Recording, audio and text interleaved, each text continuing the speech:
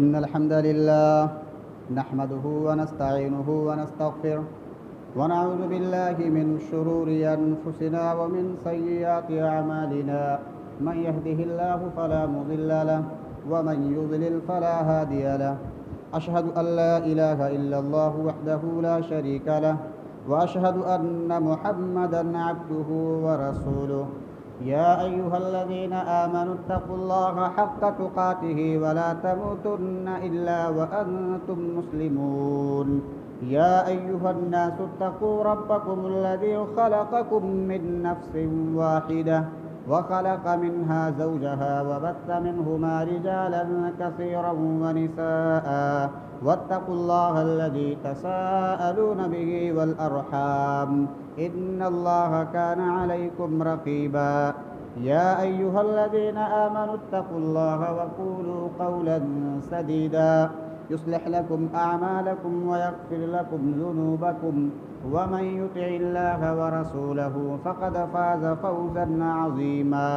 أما بعد فإن خير الحديث كتاب الله وخير الهدي هدي محمد صلى الله عليه وسلم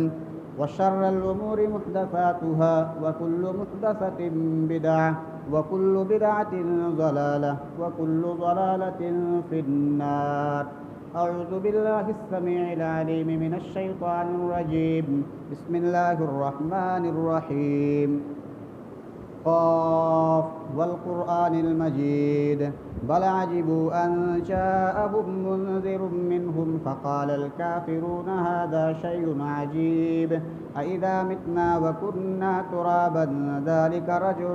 بعيد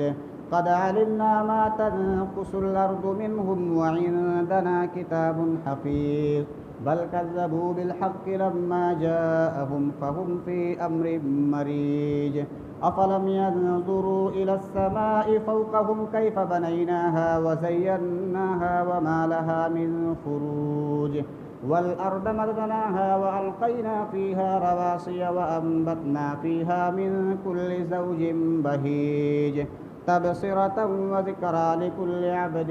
منيب ونزلنا من السماء ماء مباركا فأنبتنا به جنات وحب الحصيد والنخل باسقات لها طلع نضيد رزقا للعباد وأحيينا به بلدة ميتا كذلك الخروج كذبت قبلهم قوم نوح وأصحاب الرس وثمود وعاد وفرعون وإخوان لوط وأصحاب الأيكة وقوم تبع كل كذب الرسل فحق وعيد أفعينا بالخلق الأول بل هم في لبس من خلق جديد. وقال الله تعالى في موضع آخر يا أيها الذين آمنوا قوا أنفسكم وأهليكم نارا وقودها الناس والحجارة. تمام قسم کی تعریفات وحدہ لا شریک خالق کائنات مالک ارض و سما کے لیے ہے جنہوں نے ہمیں پیدا کیا اور پیدا کرنے کے بعد یوں ہی بیکار نہیں چھوڑا بلکہ ہمارے رشد و ہدایت کے لیے بے شمار انبیاء کرام مبعوث فرمایا اور لاکھوں کروڑوں درود و سلام ہو اس ذات اقدس و مقدس پر جن کا نام نامی اسم گرامی حضرت محمد صلی اللہ علیہ وسلم ہے. وہ ذات مبارکہ و مطہرہ جنہیں اللہ رب العالمین نے رحمت کائنات بنا کر بھیجا اور جن کے ذریعہ اہل کائنات کی ہدایت و رہنمائی کا بندوبست فرمایا. حاضرین جمعہ، میرے پیارے بھائیوں اور دوستوں، بزرگوں، ہم میں سے ہر انسان اس بات کو جانتا ہے کہ یہ دور جس دور میں ہم سانس لے رہے ہیں یہ دور نہایت ہی پرفتن اور پرآشوق دور ہے. یہ وہ دور ہے جس میں مسلمانوں کو طرح طرح سے اذیتیں دی جا رہی ہے. یہ وہ دور ہے جس میں ہمارے مسجدوں پر ہمارے عبادت گاہوں کو نشانہ بنایا جا رہا ہے. یہ وہ دور ہے جس میں ہمارے مسلمان لیڈران کو نشانہ بنایا جا رہا ہے. اسی طریقے سے یہ وہ دور ہے جس دور میں ہمارے ماؤں اور بہنوں کی عزت و آبرو کے ساتھ کھلواڑ کیا جا رہا ہے. یہ وہ دور ہے جس دور میں دشمنان اسلام مسلمانوں کو صفحہ ہستی سے مٹانے کی کوشش کر رہا ہے. یہ وہ دور ہے جس دور میں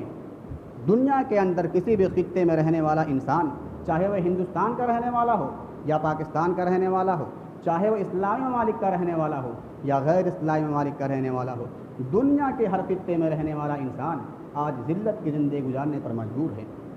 تو ایسے پرفتن اور پرآشوب دور میں ہماری ذمہ داری ہوتی ہے، ہم پر واجب ہوتا ہے کہ ہم کتاب و سنت کی طرف رجوع کریں۔ تو باوجود اس کے کہ ہم کتاب و سنت کی طرف رجوع کریں، ہمارے معاشرے میں، ہمارے سماج اور معاشرے کا دستور تو یہ ہے کہ وہ خاندان جس کے افراد میں سے کوئی ایسا انسان جو بیچارہ اپنے جوانی کی عمر کو گزار چکا ہے، جو بیچارہ لاٹھیوں کے سہارے زندگی گزارنے پر مجبور ہے، جو بیچارہ مختلف بیماریاں جسے گھیر رکھا ہے، اسی طریقے سے جس کے پاؤں قبر میں لٹک چکے ہیں اور جس کے اعضاء ڈھیلے ہو چکے ہیں، جو گناہ کرنے چاہے بھی تو گناہ نہیں کر سکتا، اگر وہ فجر کی نماز ادا کرنے کے لیے مسجدوں میں آتا ہے، باجماعت نماز ادا کرتا ہے، تو ایسے گھرانے کو لوگ ہمارے سماج اور معاشرے کے اندر اسے اسلامی گھرانہ سمجھا جاتا ہے۔ اسے یہ سمجھا جاتا ہے کہ وہ گھرانہ اللہ رب العالمین کا عبادت گزار گھرانہ ہے، وہ گھرانہ کتاب و سنت کے مطابق چلنے والا گھرانہ ہے۔ اب چاہے اس کے اہل و عیال، چاہے اس کی بیوی بچے، چاہے اس کے بیٹے بیٹیاں، چاہے اس کے پوتے پوتیاں، چاہے اس کے نواسے نواسیاں دن رات بیٹھ کر فلم بینی کرتے رہیں، چاہے اس کے بیٹے بیٹیاں راتوں رات بیٹھ کر گانے سنتے رہیں، اپنے نیند کو ناجائز طریقوں سے گزارتے رہیں اور پھر اجتماعی طور پر فجر کی نماز کو گول کر دیں، کوئی مسجد کے اندر نہ آئے اور جب بیدار ہو 8 بجے 10 بجے جب بیدار ہوں اور بیدار ہونے کے بعد اللہ رب العالمین کو یاد نہ کریں، بیدار ہونے کے بعد اللہ رب العالمین کی کتاب کی تلاوت کریں یا نہ کریں، اس سے کوئی فرق نہیں پڑتا ہے۔ ایسے گھرانے کو آج ہمارے سماج کے اندر اسلامی گھرانہ سمجھا جاتا ہے۔ ایسے گھرانوں کو یہ تصور کیا جاتا ہے کہ وہ گھر اللہ رب العالمین کے احکامات کے مطابق زندگی گزارنے والا ہے، جبکہ ایسے پرفتن دور میں ہمارے لیے ضروری ہے، ہم پر واجب ہوتا ہے کہ ہم کتاب و سنت کے مطابق چلیں، ہم اپنے بچوں کو بتائیں کہ اللہ رب العالمین نے ہمیں کیوں پیدا کیا ہے، ہم اپنے بچوں کو بتائیں کہ اللہ رب العالمین کی جیسے رکوع سجود کیا جائے، ہم اپنے بچوں کو دنیا کے دولت سے مالا مال کرنے کے بجائے ایمان کے دولت سے مالا مال کریں۔ کیوں؟ اس لیے کہ اسی ایمان کی دولت کو پا کر ہمارے اسلاف نے بڑے سے بڑے طاقتوں کو زیر کیا، ہمارے اسلاف نے لوگوں کی آنکھوں میں آنکھیں ڈال کر بات کی۔ ہمارے اسلاف کا دور وہ دور جو ہمارے اسلاف کا دور تھا، وہ دور جو صحابہ کرام کا دور تھا، وہ دور جو ہمارے نبی آخر الزماں محمد صلی اللہ علیہ وسلم کا دور تھا، وہ دور بھی مشکلوں سے بھرا ہوا دور تھا، وہ دور آسانیوں والا دور نہیں تھا، وہ دور مشکلوں اور نزاکتوں سے بھرا ہوا دور تھا۔ وہ دور تو ایسا دور تھا، ابو داؤد کی روایت ہے، اللہ کے رسول بیان فرماتے ہیں، جیسا کہ علامہ البانی نے اسے صحیح قرار دیا ہے، کہ حضرت ابو بکر وہ عمر رضی اللہ تعالی عنہما گھر سے باہر نکلنے پر مجبور ہو جاتے ہیں، ان کے ہاں کھانے کے لیے کوئی چیز نہیں، پینے کے لیے کوئی چیز نہیں ہے، بھوک اور پیاس کے شدت کو برداشت نہ کر پانے کی وجہ سے گھر سے باہر نکلنے پر مجبور ہو جاتے ہیں کہ کوئی ملے، کوئی مال و ثروت انسان ملے، کچھ ہمیں دے دے، ہم کھا کر اپنی شدت کو کم کر لیں، بھوک اور پیاس کے شدت کو کم کر لیں۔ اللہ کے رسول صلی اللہ علیہ وسلم بھی گھر سے باہر نکل جاتے ہیں اور دیکھتے ہیں کہ ابو بکر و عمر گھر سے باہر نکلے ہوئے ہیں، دریافت کرتے ہیں، پوچھتے ہیں، بتاؤ ابو بکر و عمر تم دونوں کو کون سی ایسی چیز ہے جو تم دونوں گھر سے باہر نکلنے پر مجبور کیا؟ ان دونوں نے کہا، اللہ کے رسول ہمیں سخت بھوک لگی ہوئی ہے، سخت پیاس لگی ہوئی ہے، اور سخت بھوک اور پیاس کی وجہ سے ہمارے کلیجے منہ کو آ رہا ہے، ہمارے گھر کھانے پینے کا کوئی ساز و سامان نہیں ہے، ہمیں شدتی بھوک اور پیاس نے گھر سے باہر نکلنے پر مجبور کیا۔ اللہ کے رسول فرماتے ہیں، قسم ہے اس ذات کی جس کے ہاتھ میں میری جان ہے، جس چیز نے آپ دونوں کو گھر سے باہر نکلنے پر مجبور کیا ہے، وہی چیز ہمیں بھی گھر سے باہر نکلنے پر مجبور کیا۔ تو وہ دور جو ہمارے اسلاف کا دور تھا، وہ دور مشکلوں سے گھرا ہوا دور تھا، وہ دور بھی ایسا دور تھا کہ ان لوگوں کو بھی مختلف پریشانیاں جھیلنی پڑی۔ وہ دور تو ایسا دور تھا، امہات المؤمنین نبی صلی اللہ علیہ وسلم سے مطالبہ کرتی ہیں، ڈیمانڈ کرتی ہیں کہ ہمارا نان و نفقہ بڑھایا جائے۔ قیصر و کسریٰ کے سلطنت اور ان کے بادشاہوں کو دیکھیے، وہ عیش و عشرت کی زندگی گزارتے ہیں، وہ کتنے ناز و نعمت میں پل رہے ہیں، اور ہم اتنے کم میں پل رہے ہیں، اس لیے ہمارا نان و نفقہ بڑھایا جائے۔ اللہ کے رسول صلی اللہ علیہ وسلم کے چہرے سرخ ہو جاتے ہیں، آپ صلی اللہ علیہ وسلم غصے کا اظہار کرتے ہیں اور فرماتے ہیں، ان لوگوں کے لیے دنیا کی زندگی اصل زندگی ہے، مومنین کے لیے اصل زندگی آخرت کی زندگی ہے۔ تو وہ دور جو ہمارے اسلاف کا دور تھا، وہ دور مشکلوں سے گھرا ہوا دور تھا، وہ دور تو ایسا دور تھا کہ ہمارے نبی سید الانبیاء ہونے کے باوجود، قائد و رہنما ہونے کے باوجود، انہوں نے غزوہ خندق میں کھائی میں اتر کر خندق کی کھدائی خود اپنے ہاتھوں سے کر رہے ہیں۔ صحابہ کرام نبی صلی اللہ علیہ وسلم کے پاس آتے ہیں، کہتے ہیں اللہ کے رسول صلی اللہ علیہ وسلم ہمیں سخت بھوک لگی ہوئی ہے، سخت بھوک اور پیاس کی وجہ سے ہم لوگوں اپنے پیٹ میں پتھر باندھے ہوئے ہیں۔ اللہ کے رسول صلی اللہ علیہ وسلم اپنے پیٹ سے کپڑے ہٹا دیتے ہیں، کہتے ہیں میرے صحابہ جس چیز کی وجہ سے تم لوگوں نے اپنے پیٹ میں پتھر باندھے ہوئے ہو، تم لوگوں نے ایک ایک پتھر باندھے ہوئے، ہم دو دو پتھر باندھے ہوئے ہیں۔ تو وہ دور جو ہمارے اسلاف کا دور تھا وہ بھی مشکلوں سے گھرا ہوا دور تھا۔ وہ دور تو ایسا دور تھا ہمارے نبی جو سید الانبیاء ہیں اس کے باوجود ان کے گھر 3 مہینوں تک چولہا نہیں جلتا تھا، 3 مہینوں تک ان کے یہاں چولہا نہیں جلتا تھا۔ صحابہ کرام اما عائشہ دریافت کرتے ہیں، پوچھتے ہیں کہ اس وقت آپ لوگوں کا گزر بسر کیسے ہوتا تھا؟ تو اما عائشہ بیان فرماتی ہیں علی الاسودین، 2 کالے چیزوں پر، یعنی کھجور کھاتے تھے اور پانی پیتے تھے۔ 3 مہینوں تک کھجور اور پانی پر گزر بسر ہو جاتا تھا۔ جو سید الانبیاء ہے، جسے اللہ رب العالمین نے رحمت للعالمین بنایا، جسے اللہ رب العالمین نے ہمارے لیے اسوہ، آئیڈیل اور نمونہ بنایا، ایسا نبی ایسے نبی کے گھر 3 مہینوں تک چولہا نہیں جلتا ہے۔ اور آج ہمارا حال کیا ہے؟ 24 گھنٹے کے اندر 4 5 مرتبہ کھا کر بیکارہ لیتے نظر آتے ہیں۔ آج ہمارا حال کیا ہے کہ 24 گھنٹے کے اندر 4 5 مرتبہ کھاتے ہیں اور اس کھانے کو ہضم کرنے کے لیے ہاج مولے کا استعمال کرتے ہیں، چہل قدمی کرتے رہتے ہیں کہ کیسے وہ کھانا جو پیٹ میں جلدی سے ہضم ہو دوبارہ پھر کھائیں۔ اور ہمارے نبی کا دور دیکھیے کہ 3 مہینوں تک بغیر کچھ کھائے پیے صرف کھجور اور پانی پر گزر بسر کر رہا ہے۔ تو وہ دور ہمارے اسلاف کا دور تھا، وہ بہت مشکلوں سے بھرا ہوا دور تھا۔ وہ دور تو ایسا دور تھا ہمارے اسلاف، بعض اسلاف تو ایسے ہیں جو کھجور کے پتے کھانے پر مجبور ہوئے، اور بعض لوگ تو ایسے ہوئے جنہوں نے اپنے پیشاب کو پینے پر مجبور ہونا پڑا۔ اور ہمارے اسلاف تو ایسے ہیں کہ جنہوں نے اونٹ کے جو پیٹ کے اوجھڑی ہوتے ہیں ان سے جو غلائد نکلتے ہیں ان کو نچوڑ کر ان کے پانی کو پینے پر مجبور ہوئے۔ ایسے وقت گزرے ان پر، لیکن اس کے باوجود ان کے یہاں ایمان کمی نہیں ہوا۔ اس کے باوجود وہ 5 وقتہ نمازوں کا اہتمام کرتے تھے، اس کے باوجود ان کے ہاں اللہ رب العالمین کی محبت کی کمی نہیں ہوئی۔ اللہ کے رسول کی اطاعت کرتے رہے، اللہ اور اس کے رسول کی اطاعت و فرما برداری کرتے رہے، ایمان کی دولت سے مالا مال ہوئے۔ کہیں نہیں ملتا کہ اذان ہو رہی ہو، مسجد کے منارے سے حی علی الصلاۃ، حی علی الفلاح کی صدائیں آ رہی ہو، اور ہمارے اسلاف اپنے دکانوں پر بیٹھ کر کسٹمروں سے لین دین کر رہے ہوں، ایسا کہیں نہیں ملتا۔ ان کے سامنے دنیا کے سارے مال دولت رکھ دیا جائے اور اللہ رب العالمین کی تکبیر ان کے کانوں تک پہنچے، سارے کے سارے مال دولت کو لات مار کے اللہ رب العالمین کی آواز کو بلند کرے نکل پڑتے ہیں۔ تو ہمارے اسلاف کے ہاں ایمان کی دولت تھی، اس لیے وہ لوگوں کو زیر کر دیے، اس لیے وہ لوگوں کی آنکھوں میں آنکھیں ڈال کر بات کیے، اس لیے بڑے سے بڑی طاقتیں ان کے سامنے زیر ہو گئی۔ تو آج ہمارے بچے، آج ہمارے نوجوان نسل، ہم کس طریقے سے اپنے نوجوان بچوں کی تربیت کرتے ہیں کہ وہ بچے ہمارے خلاف آواز اٹھاتے ہیں، ہم سے زبان درازی کرتے ہیں۔ آج وہ بچے ہم سے اس ٹون میں کیوں بات کرتے ہیں؟ اس سے سننے والوں کو یہ پتہ نہیں چلتا کہ وہ اپنے اولاد، اپنے والدین سے بات کر رہا ہے یا پھر کسی غلام سے بات کر رہا ہے۔ آج ہمارے بچے اللہ رب العالمین کے احکامات کے خلاف ورزی کرتے کیوں نظر آ رہے ہیں؟ اس کی وجہ صرف یہ ہے کہ ہم نے اپنے بچوں کی تربیت صحیح طریقے سے نہیں کی۔ ہم نے تربیت کی ہے تو غیروں کے مطابق تربیت کی ہے، کتاب و سنت کے مطابق تربیت نہیں کی ہے۔ اس لیے آج کا دور، آج کا یہ سماج اور معاشرہ اور تربیت اولاد ایک حساس موضوع ہے۔ تو تربیت اولاد کے لیے جو سب سے پہلا اور بنیادی اہم اور نقطہ ہے وہ یہ ہے کہ ہم اپنے بچے کے لیے جو بیوی تلاش کریں، اپنے لیے جو بہو تلاش کریں، وہ دیندار بہو تلاش کریں۔ اللہ کے رسول فرماتے ہیں، مسلم کی روایت ہے، تنکح المرأة لأربع، عورت سے 4 اسباب کی بنا پر نکاح کیا جائے، لمالها ولحسبها ولجمالها ولدینها فاظفر بذات الدین، اس کے مال کی وجہ سے اور اسی طریقے سے اس کے حسب و نسب کی وجہ سے اور اس کے جمال، اس کی خوبصورتی کی وجہ سے اور اس کی دینداری کی وجہ سے، فاظفر بذات الدین، اور دینداری کو تم فوقیت دو۔ کیوں؟ اس لیے کہ دین کی جو خوبصورتی ہے، دینداری کی جو خوبصورتی ہے، یہ دینداری کی خوبصورتی مال و دولت کی خوبصورتی پر، دینداری کی خوبصورتی یہ حسن و جمال کی خوبصورتی پر، دینداری کی خوبصورتی بڑے سے بڑے خاندان کی خوبصورتی پر اعلیٰ ہے، بڑے سے بڑے خاندان کی خوبصورتی پر غالب آ جاتی ہے۔ کیوں؟ اس لیے کہ دیندار کی خوبصورتی جو ہے یہ گھروں کو جوڑتی ہے۔ اگر آپ کی بیوی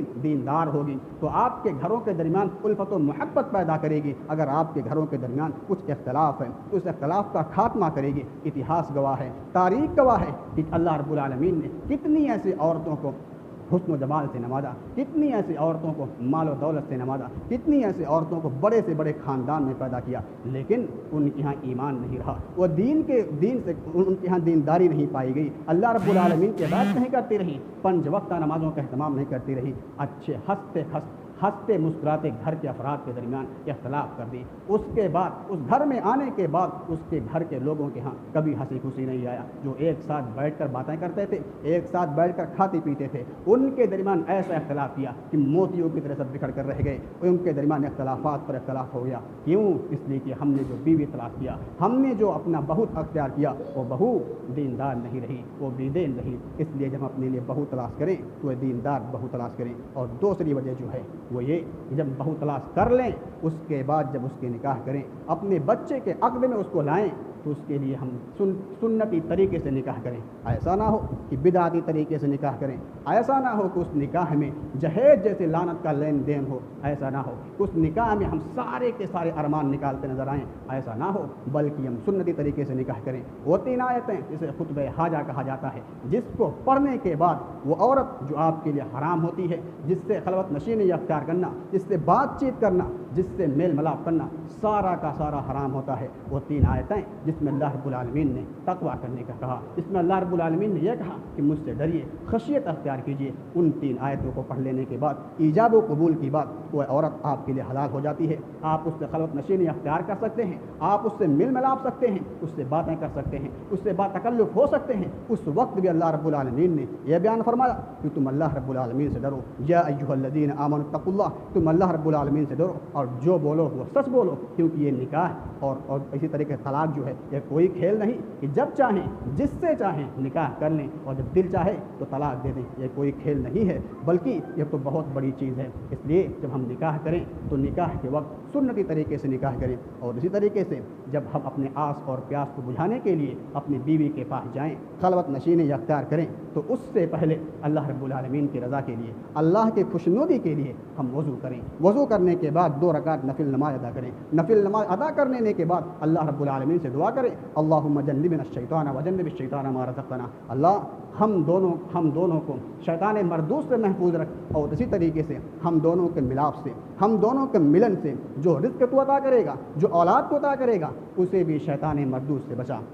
اس کے بعد ہم اپنے آس اور پیاس کو بجھائیں، اور اسی پر بس نہیں، جب محدثین کرام لکھتے ہیں کہ جب ماں کے پیٹ میں حمل ٹھہر جاتا ہے تو اللہ رب العالمین جو عورتوں کے فطری ناپاکیاں دیتا ہے، جو حیض کی شکل میں ہوتا ہے، جو ماہواری کی شکل میں ہوتا ہے، وہ سارے کے سارے جب ماں کے پیٹ میں حمل ٹھہر جاتا ہے تو ختم ہو جاتا ہے، وہ ناپاکی ختم ہو جاتی ہے۔ اس وقت سے لے کر وضع حمل تک عورت پوری کی پوری پاک ہوتی ہے، اور اس وقت عورت کو چاہیے کہ اپنے بچے کے لیے دعا کرے، اس وقت عورت کو چاہیے کہ وہ زیادہ سے زیادہ قرآن مجید کی تلاوت کرے، زیادہ سے زیادہ اللہ رب العالمین کا ذکر کرے، اللہ رب العالمین کے لیے سنن و نوافل کا اہتمام کریں۔ کیوں؟ اس لیے کہ ماں کی دعا اولاد کے حق میں قبول کی جاتی ہے۔ وہ ماں جو اپنے پیٹ میں 7 ماہ تک اپنے پیٹ میں 9 ماہ تک تقریباً رکھتی ہے، اور اس وقت سارے کے ساری مصیبتوں کو برداشت کرتی ہے، اٹھتی ہے تو سوچتی ہے کیسے اٹھیں، کیا کھائیں کیا نہ کھائیں، کیسے چلیں، ہر وقت آپ کا خیال کرتی ہے، تھک جاتی ہے، جسم کے اندر تھکان آ جاتا ہے، لیکن اگر اس وقت بھی ماں آپ کے حق میں دعا کرے گی تو وہ دعا آپ کے لیے قبول کیا جائے گا۔ اس لیے ماں کو اپنے جب پیٹ میں بچہ ہو تو اس وقت اپنے بچے کے لیے دعا کرتے رہنا چاہیے۔ لیکن آج ہمارے سماج اور معاشرے میں کیا کیا جاتا ہے، دعا تو کرتے ہیں لیکن کیسا دعا کرتے ہیں، بچے کی دعا کرتے ہیں، بچے کی دعا نہیں کرتے، اور بچے کے ساتھ خوبصورتی کی دعا کرتے ہیں، جبکہ نبیوں کی سنتیں رہی ہے دعا کے سلسلے میں، رب ہب لی من الصالحین، کہ میرے رب تو ہمیں نیک اولاد عطا فرما، اچھا عطا فرما، ایسا اولاد دے جو اللہ رب العالمین کے بعد گزار ہو، ایسا اولاد دے جو اللہ رب العالمین کے اطاعت و فرما برداری کرے، جو 5 وقتہ نمازوں کا اہتمام کرے۔ لیکن ہمارے سماج اور معاشرے کے لوگ اچھے اولاد کے لیے دعا نہیں کرتے ہیں، بلکہ خوبصورت اولاد کے لیے دعا کرتے ہیں، بچے کے لیے دعا کرتے ہیں۔ اگر اللہ آپ کو بچہ دے دے، اگر اللہ آپ کو خوبصورت بچہ دے دے تو وہ بچہ کون سے کام کا، جس کے اندر کوئی گن نہ ہو، کوئی خوبی نہ ہو، بلکہ سب سارے کے سارے خرابے موجود ہوں، اللہ رب العالمین کی نافرمانی کرتے نظر آئے، اپنے ماں باپ کے ساتھ بدتمیزی کرتے نظر آئے۔ اور یہی وہ لوگ ہیں جو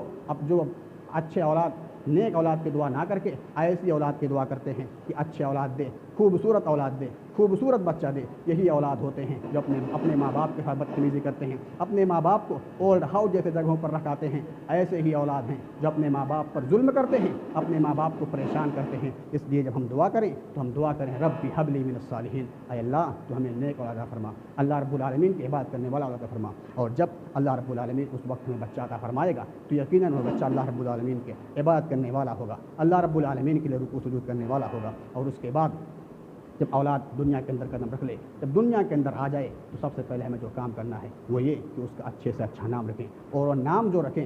اچھی نیت سے رکھیں، اور 7ویں دن پر عقیقہ کریں، کیونکہ جس نیت سے ہم نام رکھیں گے وہی اثر بچے کی زندگی پر پڑے گا۔ اور اس کے بعد جب بچہ بولنے کے لائق ہو جائے، بچہ اس قابل ہو جائے کہ وہ چل سکے، وہ اٹھ سکے، وہ بیٹھ سکے، اچھے اور برے کی تمیز کر سکے، تو ہم اسے بچائیں، اسے یہ بتائیں جیسا کہ اللہ کے رسول نے فرمایا ہے کہ جب بچے 7 سال کے ہو جائیں تو ہم ان کے ہاتھ پکڑ کر، ان کے کان پکڑ کر مسجد کے اندر لائیں، انہیں بتائیں مسجد کے اندر داخل ہونا تو کیسے داخل ہونا ہے، نکلنا ہے تو کیسے نکلنا ہے، نکلنے اور داخل ہونے کی دعا کیا ہے، سجود کس طریقے سے کرنا ہے، رکوع کیسے کرنا ہے، سارے کے سارے آداب بتائیں۔ انہیں یہ بتائیں کہ ہم رکوع کرتے ہیں تو کس کے سامنے کرتے ہیں، کیوں کرتے ہیں، ہمیں کس نے پیدا کیا۔ جس طریقے سے ہمارے کلچر میں، ہمارے سماج میں، ہمارے تہذیب میں جب بچہ 3 سال 3.5 سال کا ہو جاتا ہے تو ہم اسے ہم پرائمری اسکول میں داخلہ کرا دیتے ہیں، اسے موٹی رقم فیس کے طور پر دیتے ہیں، گھر کے اندر بھی اس کے لیے ٹیوشن لگا دیتے ہیں، اس کے سارے اخراجات پورا کرتے ہیں، اسے بتاتے ہیں اٹھنا کیسے ہے، بیٹھنا کیسے ہے، چلنا پھرنا کیسے ہے، سارے کے سارے آداب بتاتے ہیں کہ کہیں ایسا نہ ہو ہمارا بچہ دنیا کے میدان میں، دنیا کے فیلڈ میں، دنیا کی دوڑ میں اور دنیا کے ریس میں کہیں پیچھے نہ ہو جائے۔ ہم اپنے بچے کے لیے اس 3.5 سال کی عمر میں ہی اس کے فکر میں لگ جاتے ہیں، لیکن وہ نبی جو ہمیں حکم دیا، رب کائنات نے جو ہمیں حکم دیا، اس کے سلسلے ہم پرواہ نہیں کرتے۔ ہم اپنے بچے کو نماز کے لیے حکم نہیں دیتے ہیں، جبکہ وہ رب جس نے بچے کو پیدا کیا، جس نے بچے کو ماں کے پیٹ میں تقریباً 9 ماہ تک اچھی شکل و صورت میں رکھا، جس نے بچے کو ماں کے پیٹ سے بلا کسی عیب کے جنا، ایسے رب کے لیے ہم نہیں کچھ کرتے، اس کے بارے میں نہیں بتاتے کہ اللہ رب العالمین ہی تمہارا رب ہے، اس کے بارے میں نہیں بتاتے کہ اللہ رب العالمین کے رکوع سجود کیا جائے، ہم نہیں بتاتے ہیں۔ جبکہ اللہ کے رسول نے فرمایا جب تمہارے بچے 7 سال کے ہو جائیں تو تم انہیں سارے کے سارے ٹریننگ دو، انہیں بتاؤ کہ سارے کے سارے چیزیں دینے والا اللہ رب العالمین ہے، اور سارے کے ساتھ دنیا میں جو چیزیں دکھ رہی ہیں یہ تمہارے لیے اللہ رب العالمین نے پیدا کیا ہے۔ اور جب بچے 10 سال کے ہو جائیں، 3 سال کے مکمل ٹریننگ کے بعد جب بچہ اللہ رب العالمین کے عبادت گزار نہ بنے، مسجد میں نماز پڑھنے کے لیے نہ آئے، اسے آگاہ کر دیا جائے، اسے بتا دیا جائے، اسے متنبہ کر دیا جائے کہ یہ گھرانہ کافروں کا گھرانہ نہیں، یہ خاندان کافروں کا خاندان نہیں، اس گھر کے اندر اگر رہنا ہے تو اللہ رب العالمین کی عبادت کرنی ہوگی، اس گھر کے اندر اگر تمہیں رہنا ہے، ہمارے کمائی کھانا ہے تو تمہیں اللہ رب العالمین کی عبادت کرنی ہوگی، 5 وقتہ نمازوں کا اہتمام کرنا ہوگا۔ لیکن آج افسوس ہے کہ ہمارے بڑے جو باپ ہیں وہ خود مسجدوں میں نماز پڑھنے کے لیے نہیں آتے ہیں، تو اپنے بچے کو کہاں سے کہیں، خود بیٹھ کر مسجد کے منارے سے حی علی الصلاۃ حی علی الفلاح کی آواز آتی رہتی ہے، خود بیٹھ کر اہل و عیال کے درمیان گپ شپ کرتے نظر آتے ہیں۔ 20 سال کے بچے ہو جاتے ہیں، انہیں ایک زبان تک نہیں کہتے کہ چلو مسجد میں نماز پڑھنے کے لیے، اور جب عمر ڈھل جاتی ہے، جب بڑھاپے کی عمر کو پہنچ جاتے ہیں، جب دنیا کے سارے کاموں سے فارغ ہو جاتے ہیں، تب انہیں یاد آتا ہے کہ ہم نے تو آخرت کے لیے کچھ نہیں کیا۔ اس کے بعد مسجد میں آتے ہیں، نماز پڑھتے ہیں، اور وہ سمجھتے ہیں کہ سب سے بڑے متقی، سب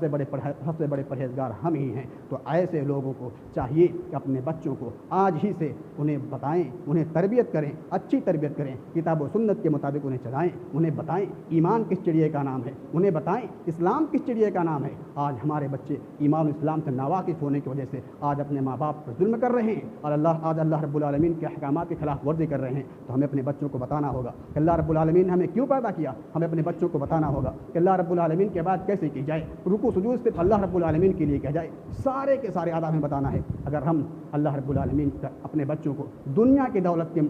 دولت سے مالا مال کرنے سے پہلے اللہ رب العالمین کی دولت سے مالا مال نہیں کیے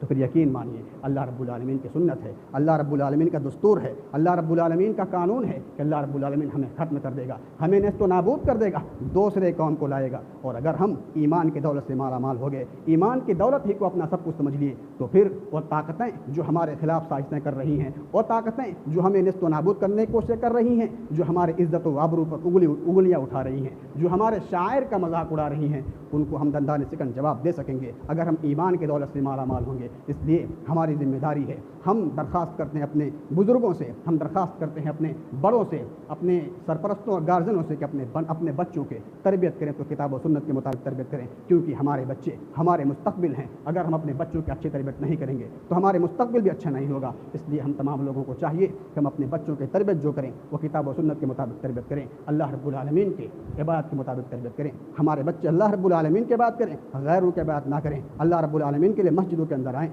آخر میں اللہ سے دعا ہے باری اللہ تم تمام مسلمانوں کو کتاب و سنت کے مطابق چلنے کی توفیق عطا فرمائے۔